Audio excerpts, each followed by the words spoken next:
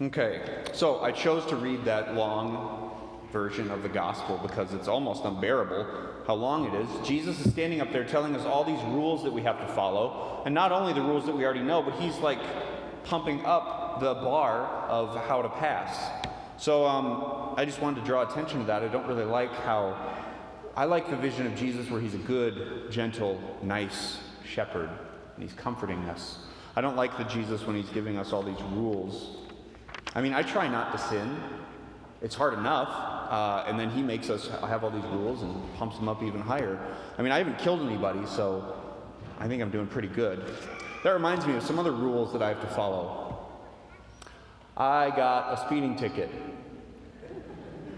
I actually got more than one speeding ticket. I got enough speeding tickets in the last year that I had to take a DOT mandated course at Kirkwood Community College for 8 hours. Okay, I said it. I won't say if I was on my way to anoint someone or just to Walmart or just lost track of the speed limit, but I'll just say this. Decorah's finest are doing their job. So, I was so angry that I got that. Like, this is so stupid. I haven't hurt anybody. I'm just driving on country roads. Isn't this what happens out here? Keep in mind, I came from grew up in Cedar Rapids, and then went to 4 years at Mundelein, which is north of Chicago. If you're not driving 20 over, you are wrong. You're endangering people. So here I come, land in Cresco, Iowa. I figure country roads, this is great. Apparently not, because you need to follow all the speed limits. I was so angry because it said, I got a letter in the mail that said, you need to attend this class, and you are now on license probation for an entire year. That means no driving violations for an entire year. So that means no speeding, that means no taillight out. Did you even know that if your fuzzy dice are big enough, that can count as a moving violation, hanging from the mirror? So here I am, just very angry that I didn't do anything wrong. All I did was just, my foot gets a little heavy sometimes. And so I had to drive the speed limit, and I was slowing people down, making people angry. I was causing blockages on the road, and I'm like, I've made society worse now by following the rules. I don't like this. So when it finally came time for the class, we were all commiserating in the morning, talking about how, I've spent the last 3 weeks slowing people down and being a hazard on the road. This is even worse than when I was before. And as we went through the day, we had no cell phones, no laptops. It was a DOT mandated course for 8 hours, and so we had to be in there together, all walks of life, from people who grew up in the city speeding their whole life to a poor freshman year college girl who had no idea what hit her. And we all had to join together and learn from the woman who was teaching us. And we finally learned, at the end of the day, we were told that driving is a privilege. It's a right, it's a responsibility, not a right, to have a car and to be able to drive places. So we walked away a little more knowledgeable, but being frustrated. But then I started to notice something as the months went by. As I drove the speed limit, and I thought, fine, I'm going to play it the other way. I'm going to set my cruise control one underneath posted speed limit. See how you like it. I started to realize there's actually a lot of freedom with that. Just driving and setting the cruise control and just letting go. No, I don't mean letting go, but I mean my hands were still on the wheel, but I mean the just attitude and spirit of just letting go. And because when I was driving in Chicago, even when I would drive to Waterloo or all over the state, every time I was driving, there was this anxiety, there was this frenzy, and this unsettled, just white-knuckled desire to get where I was going and get mad at people who were passing me and get mad as they were too slow in front of me. It was just this big ball of wound-up tension and frustration, and I really wasn't living freely. But now, people pass me, they wave at me with one finger. They don't really like that I'm hogging the road or slowing down traffic. Remember, I always stay in the right lane. I don't do any of that left lane hangout business.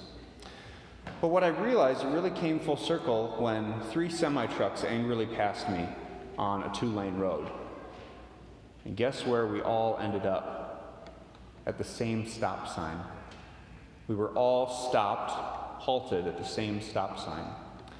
We even did the math in the course that day.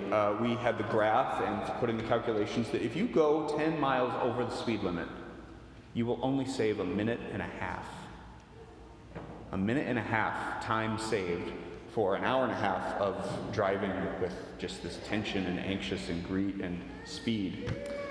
So I realized that even though, I hadn't killed anybody, I hadn't driven really fast, I hadn't crashed, but there was still something that I wanted to be more free of. And so that's still, that's me out there. I still do that, and I still drive that way. And I just drove back 5 hours from Chicago. And it was so easy. It was so relaxing. I bring this up because Jesus is here telling us all these rules that we got to follow. He says, you know how you were told this? Well, I'm bumping it up to this. And it seems like a frustrating way to follow rules, and just Jesus, it's hard enough not to sin. When I first joined seminary and would talk to people in and out, and mostly in secular environments, I would get, when religion or morality came up in the conversation, I would regularly get hit with, I think I'm a pretty good person. I haven't killed anybody. I haven't cheated on my wife, I'm a pretty good person. Now I look back on that and I think, wow. Great, good for you. If that's the level of morality that we should be at as a society, then wow, we're all doing pretty good, aren't we? I haven't killed anybody. But there's still anger in my heart. Well, I haven't, cheated on my wife or done anything like that. Well, there's still lust and desire in my heart. Well, I haven't crashed in my car to anybody, but there was still speed and frenzy in my heart as well. So Jesus gives us all these laws and rules, and he even bumps up the old laws, not so that we can do what he says, but he knows that what he tells us to do is going to give us the most freedom, the most joy, and the most happiness in this life as we travel to Decorah, Walmart, or as we're traveling, as we all are, to heaven, to our final destination. So the book of Sirach says, if you choose, you can keep the commandments. They will save you. Before you are life and death, good and evil. Whichever he chooses shall be given to him. So once again, we just have a choice to make, to follow his commandments or not. He says the choice is up to you to have happiness or to have sadness. And we also know that God is a God of mercy and justice and mercy. In the Old Testament, God gave us all these rules and all these laws, the 10 Commandments, because he wanted to show his people the way to him out of love. When we compare all the ancient Israelites and God to all the other pagan neighbors and their own gods, they didn't have any rules. They did not have a God that was giving them commandments and tips and tricks and ways to live happy and free and good to get back to him. Their gods were like Zeus or Bacchus, who were all about fighting with each other or drinking too much.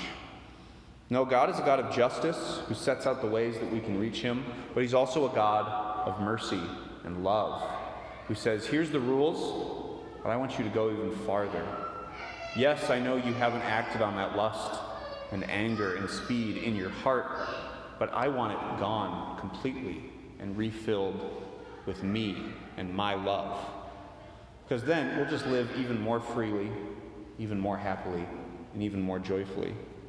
So as we go forward into this 6th week of ordinary time, we're about to receive the Eucharist, and that's a good help for us to kick out all the anger, greed, lust, speed, laziness, whatever it is that's in our hearts that dwells there. Jesus takes up that room in our heart so that we can go forward and live a happy, casual driving speed-wise, slow and comfortable, happy, joyful life as we spread God's love to ourselves, to our neighbor, and to everyone we meet on our way to heaven. Amen.